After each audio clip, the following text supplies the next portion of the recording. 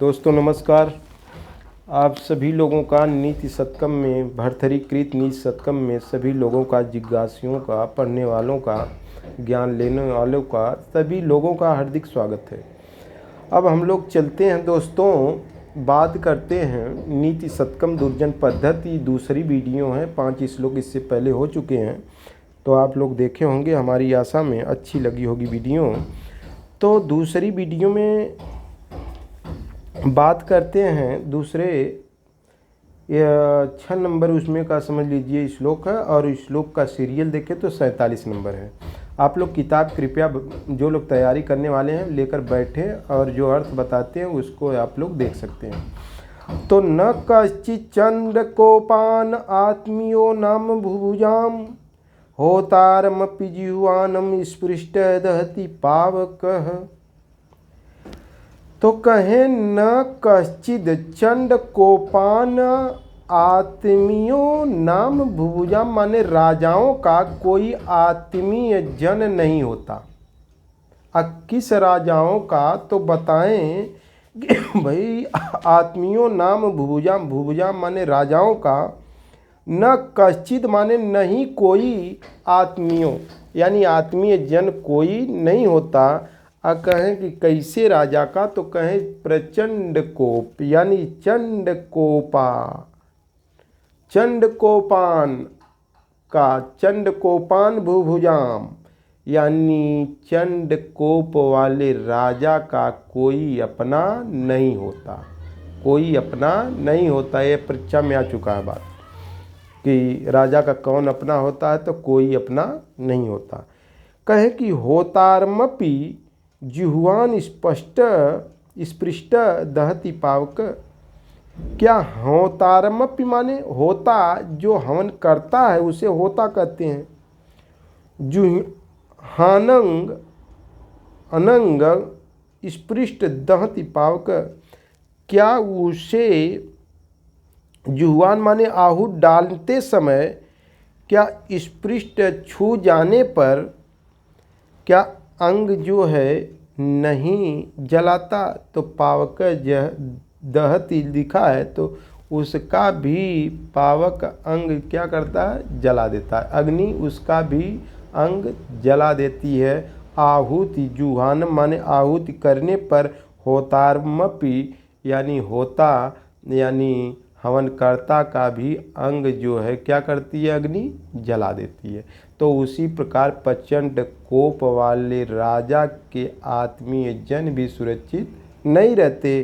तो न कश्चिद आत्मीयों नाम भुभुजाम, आत्मीय जन कोई राजा का, प्रचंड कोप करने वाले राजा का कोई आत्मीय जन नहीं होता। अब किस प्रकार नहीं होता बताए हैं। होतारमपि, जिस प्रकार हवन करता हवन सामग्रियों को अग्नि में देता है, तो क्या पावक न दहती, क्या पावक नहीं जला देती। तो अग्नि क्या नहीं जलाती, जलाती है। तो ठीक उसी प्रकार दोस्तों कि प्रचंड कोप वाले जो राजागण हैं उनके कोई आत्मीय जन नहीं होते। चलिए आ जाइए दोस्तों आगे। यह दुर्जन पद्धति चल रही है कि दुष्टों की संगत में रहने पर क्या दुष्ट ऐसा काम नहीं करते हैं, करते हैं। तो इतना दिमाग में रहे। कदली सीप भुजंग मुख स्वाति एक गुण 3, और जैसी संगति बैठिए तैसा ही फल दीन। तो दुष्ट आदमी के संगे रहबा तो दुष्टता कुछ न कुछ अबे करी। अब बीड़ी पियत हो तो 10 दिन रहला, तो दूसरे तीसरे दिन हो सकला तहूँ लगभग खींचे। मदिरा पियत हो तो ले एक दिन यार तनी से ले चीख न, एक दिन लगभग पिए बेवड़ा हो जीबा। तो उसी प्रकार भाई यहाँ पर कहे हैं प्रचंड कोप वाले राजा का कोई आत्मीय लोग नहीं होते। कब गुस्साए जाई, कब उनके रिमांड में ले ली। ठीक उसी प्रकार अग्नि जैसे प्रज्वलित हो रही है, क्या अग्निकर्ता को हवन करते वक्त क्या उसके हाथ को पाएगी तो जलाएगी नहीं, जला देगी। तो आत्मीजन कोई नहीं होता। चलिए दोस्तों, हमारी जानकारी में आप लोग अच्छी तरह यह बात समझ गए होंगे। बहुत सुंदर सा श्लोक इसके बाद है, यह मुझे बहुत प्रिय है। मौनान्मुखं प्रवचन पटुवाचको जल्पको वा घृष्टपार्श्वे भवति वसन् अतो प्रगल्भ क्षान्ताभिरु यदि न सहते प्रायसो नाभिजात सेवाधर्मो परम गहनो योगिनामप्यगम्य सेवाधर्मः परम गहनो योगिनामप्यगम्य। इस श्लोक में निचोड़ कर रख दिए हैं सेवकों के लिए। जो सेवक होते हैं, एक दूसरे के यहाँ नौकरी करते हैं, पराधीन होते हैं, उनके लिए कहें कि इतना सेवा करना किसी का बहुत कठिन है। कहें कि भाई योगियों के लिए भी जहाँ पर न जाया जा सके, योगी भी लोग नहीं कर पाएंगे यह कार्य, सेवा धर्म का कार्य योगियों के लिए भी अगम्य है। तो सेवा धर्म बड़ा विकट होता है, योगियों को भी अगम्य बताया गया है। जो दुर्बोध है वह भी नहीं जान पाएंगे, न कर ही पाएंगे इस प्रकार सेवक के। तो अब चलते हैं सेवकों के लिए।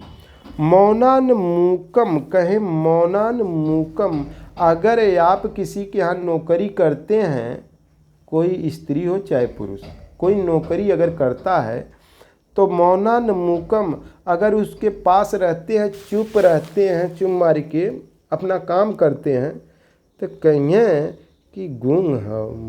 मौनान्मुखम, मुख माने गूंगा है, कुछ बोला लाना इधर उधर जवन है, ऐसे गूंग मतिन रही, मौन रहते हैं। तो अप्रवचन पटुर्वाचको कहने की बोलत हुआ, बोलने या उत्तर देने पर वाचको कहीं बहुत बोलाला, ये कितना बोलाला, बड़बड़ बड़बड़, यही जो समन्वय क्यों न कपारे पे कैल कराला हरदम, ई ना कि चुप रही। यानी कहें कि प्रवचन या पटुर्वाचको तो कहें कि जल्पको वा, अगर आप बोलते हैं तो आपको कहेंगे कि बहुत बोलता है। अगर कहेंगे वाचको जल्पको वा, अब बहुत बोलने वाला, जल्पको आने में बड़बड़िया होता है, जल्पको आने बड़बड़िया।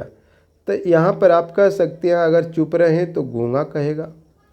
अब प्रवचन पटु तो अगर बोले या उत्तर देने पर, उत्तर देने में कुशल हैं तो कहें कि वाचको बहुत बोलने वाला है, बहुत बड़बड़ करता है।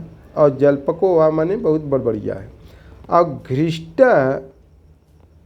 घृष्ट का मतलब होता है कि आपको जल्पको वा घृष्ट अगर बड़बड़िया, तो यहाँ पे घृष्ट माने ढीठ होता है। पार्श्वे भवति च अगर पास में रहते हैं, पास में खड़ा रहते हैं, तो कहीं बहुत ढीठ है, हमेशा एक कपड़े पे खड़ा रहला।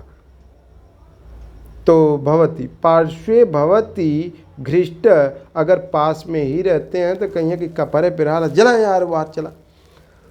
तो वसन दूर तो अप्य प्रगल्भ अगर दूर रहे तो वसंत माने रहें तो दूर अगर रहें तो क्या कहेंगे प्रगल्भ, कहें बड़ा लजीला यार वार जवन भागल लाला।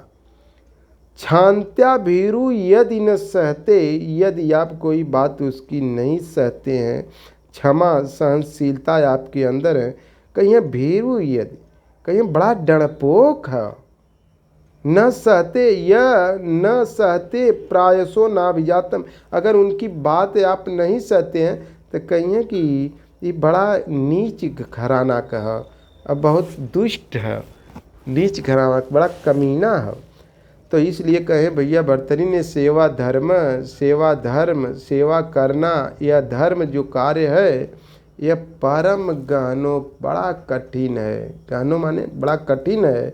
योगी नामप्य गम्य, योगियों के लिए भी बहुत अगम्य है। जिसको योगी भी नहीं कर सकते हैं, इसका भाव यही है। तो फिर से देख लीजिएगा, मौनन्मुखं प्रवचन पटुर्वाच्यको जल्पको वा घृष्टपार्श्वे भवति ससन् दूरतो अप्रगल्भ क्षान्ताभिरू यदि न सहते प्रायसो नाभिजातः सेवा धर्म परम गहनो योगिनामपगम्य। तो कहें कि सेवा धर्म बड़ा ही विकट है, योगियों को भी अगम्य है, दुर्बोध है, जिसको योगी भी नहीं कर सकते। सेवा धर्म परम गहनो योगी नाम अगम्य, जिसको योगी भी नहीं जान सकते। अगर सेवक यदि चुप रहता, मौनम मुकम, सेवक यदि चुप रहता है तो लोग कहते हैं ये गूंगा है, उसका स्वामी कहेगा गूंगा है यार, ये बोलता बोलता कुछ नहीं है। अगर फिर कहे प्रवचन पटु, अगर उनके बातों का आप उत्तर दे रहे हैं तो हाजिर जवाबी हुआ तो कहेंगी जलपगवा बड़ा बड़बड़िया है यार, इतने जौन मुँह लगा दा, ये जौन हुए बोलल करता हमें बड़ बड़बड़िया है, मटर करने वाला है। यदि हाँ करे घृष्ट पार्श्वे भवती, अगर पास में रहते हैं, पार्श्वे भवती माने पास में खड़ा रहते हैं, तो कहिए कि बड़ा ढीठ है। बड़ा कहे का मतलब इस प्रकार ढीठ है, आपको ढीठ कहेंगे, ढीठ कहते हैं। अगर आप दूर रहते हैं, दूर रहने पर कहीं बड़ा लजीला है, दूरे रहला, मालूम पड़ते हैं काट ले के इतना दूरे रहना, कहीं कहाँ है इधर हरदम भागल कराला, बड़ा जंगल चोर है, इससे कहने का मतलब है स्वामी लोग कहते हैं। फिर कहें कि भैया क्षांता भीरु यदि न सहते, यह सहनशीलता के कारण जो है आपको क्या कहेंगे, आप सह लिए तो कहेंगे बड़ा कायर है, और यदि नहीं सहते हैं तो भैया कहेंगे बड़ा ढीठ है। तो कहें कि सहनशीलता है तो आपको कहेंगे कि बड़ा कायर है, और यदि बात न सहें तो कहेंगे कि बड़ा नीच और कमीना। न सहते प्रायसो ना भी जात माने नीच कमीना, अच्छा कुल खानदान का ना हो, इसलिए कहने भर्तरी कहे हैं कि सेवा धर्म बहुत कठिन काम हो, सबके बस का ना नौकरी करब दूसरे के अंदर।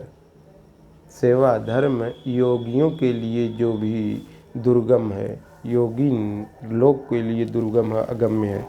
तो दोस्तों चलिए अगला श्लोक लेते हैं। समय उजाला अच्छा न होने के कारण हो सकता है कि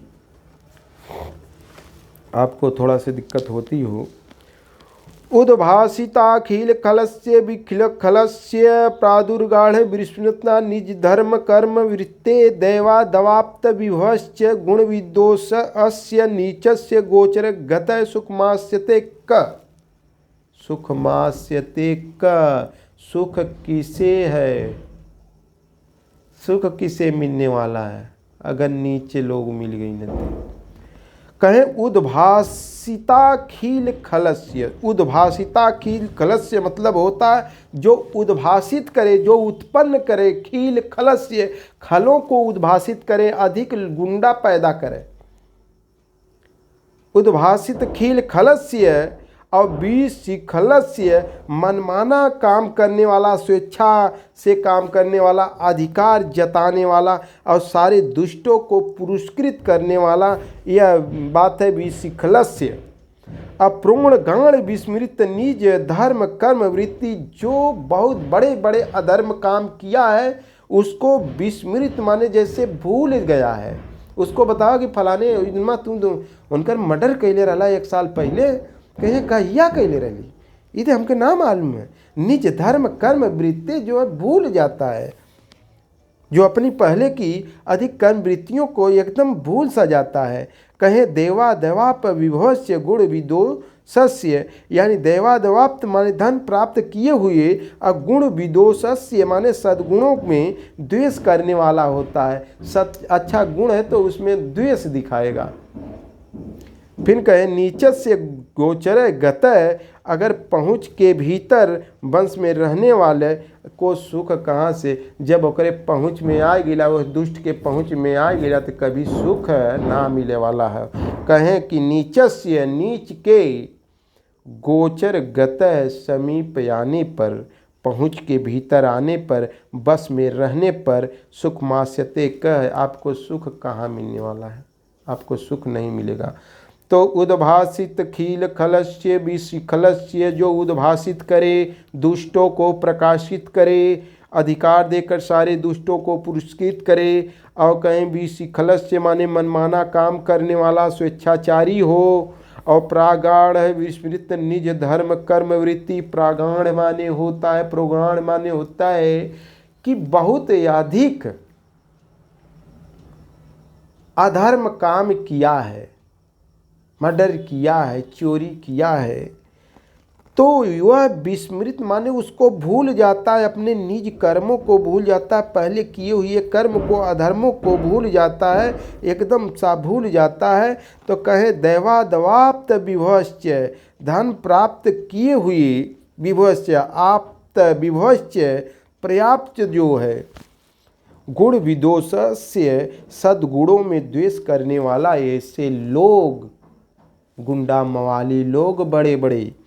नीचस्य गोचर गतय, नीच के गोचर गतय माने समीप आने पर, बस में रहने पर, पहुँच के भीतर रहने पर, सुखम मास्यते क, किसे सुख मिलने वाला, यानी किसी को सुख मिलने वाला नहीं है।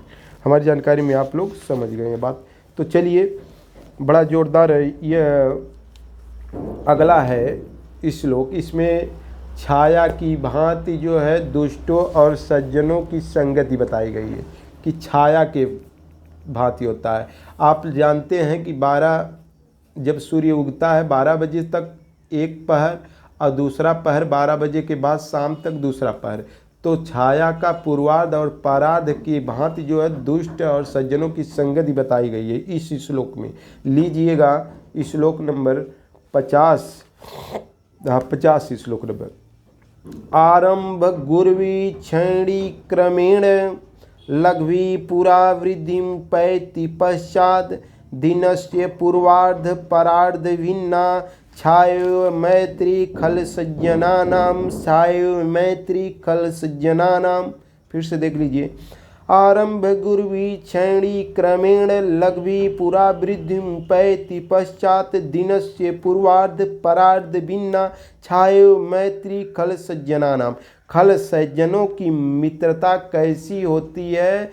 छाया की तरह होती है। ये प्रश्न आ चुका है, सुक्ति ले लेना कि खल सज्जनानाम मैत्री छायो, खल सज्जनों की मित्रता छाया की भांति होती है।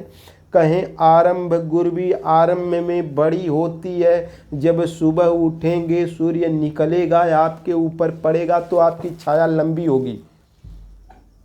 तो आरंभ गुर्वी क्षैणी क्रमेण, और क्षण अक्रम से उस लंबी छाया का क्रम से क्या होगा? क्षय होगा, खत्म होगी। धीरे धीरे सूर्य ऊपर बढ़ेगा तो यह छाया खत्म हो चली जाएगी, होती चली जाएगी। 12 बजेगा तो एकदम खत्म हो जाएगी।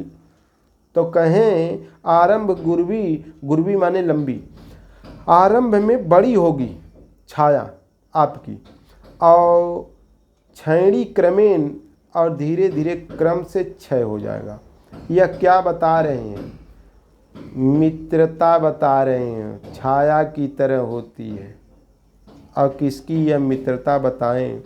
दुष्टों की पहले बताएं कि मित्रता जो है पहले बहुत गहरी हो जाएगी, अब बाद में जो है सूर्य के छाया की तरह कम हो जाएगी।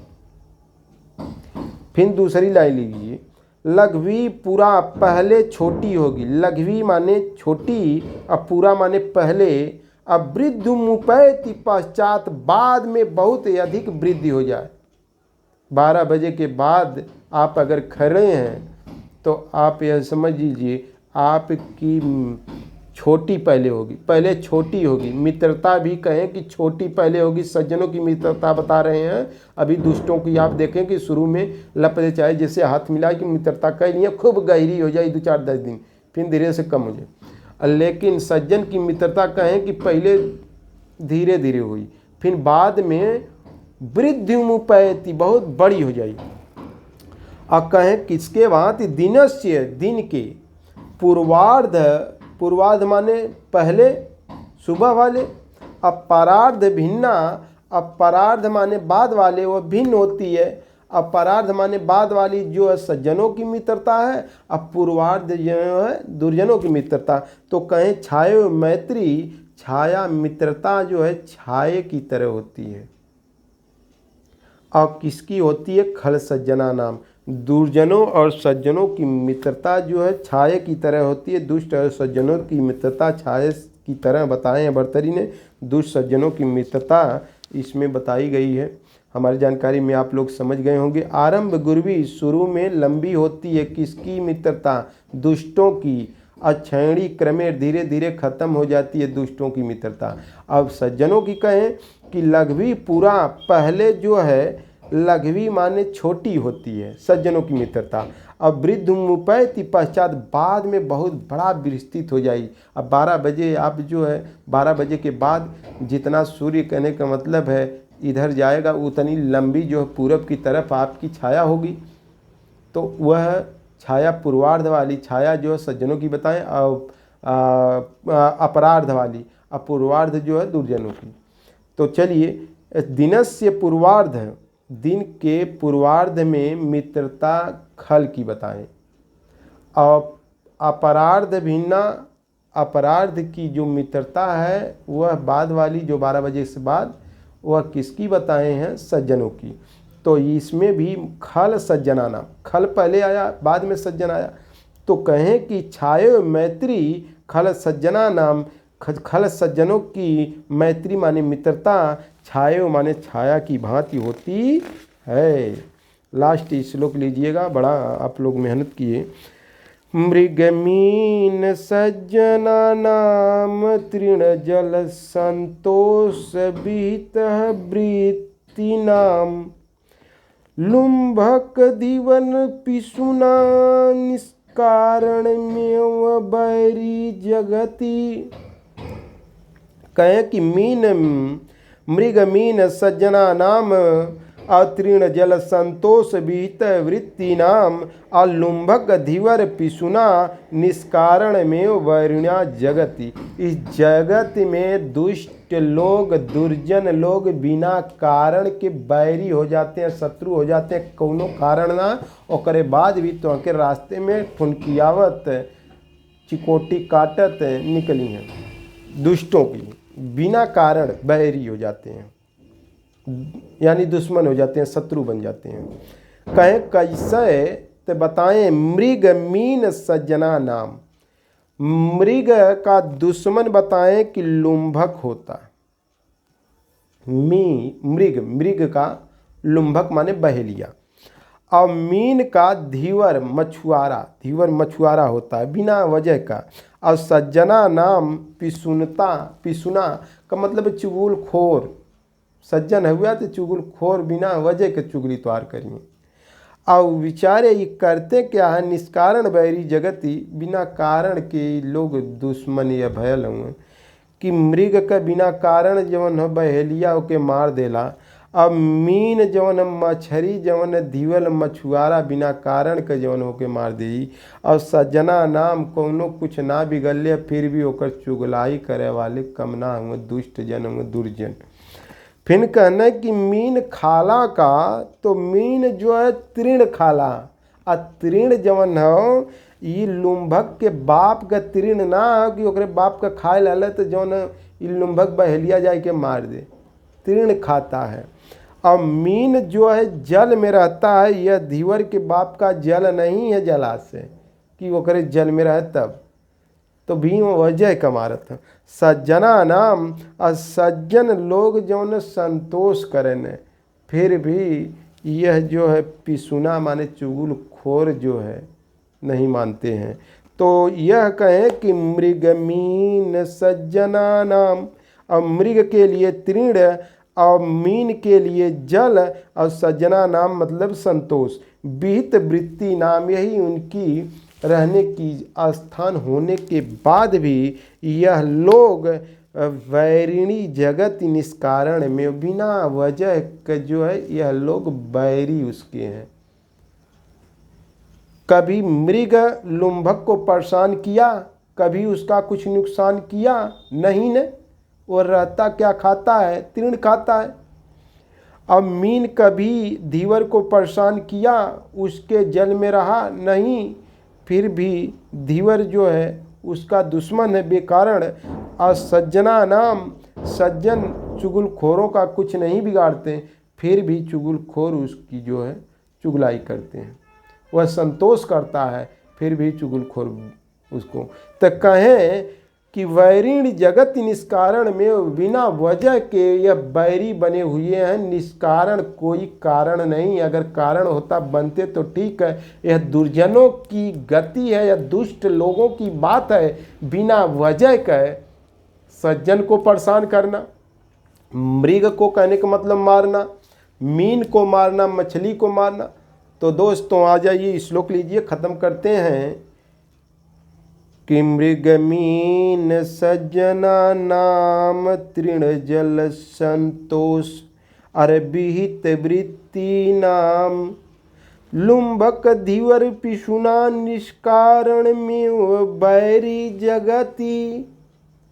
तो दोस्तों इसी बात के साथ हम ख़त्म करते हैं आज दुर्जन पद्धति। सर्वे भवन्तु सुखिनः, सर्वे सन्तु निरामया, सर्वे भद्राणि पश्यन्तु मा कश्चित् दुःखभाग् भवेत्।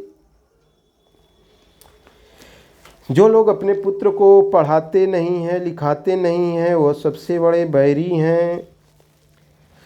माता शत्रु पिता बैरी, ए बालो न पाठिता न शोभन्ते सभा मध्य हंस मध्य बको यथा। जो माता पिता अपने बच्चों को शिक्षा से वंचित रखते हैं, ऐसे माता पिता बच्चों के शत्रु होते हैं। विद्वानों की सभा में अनपढ़ व्यक्ति कभी सम्मान नहीं पा सकता, वह हंसों के बीच में बकुले के समान है। तो माता शत्रु पिता बैरी, एन बालो न पाठितः न शोभन्ते सभा मध्य हंस मध्य बको बकुले की तरह, बको यथा। तो दोस्तों चलिए नमस्कार, फिर मिलते हैं। आप लोगों को वीडियो अच्छी लगे तो अपने मित्रों पर भी शेयर करिए और लाइक करके जाइए।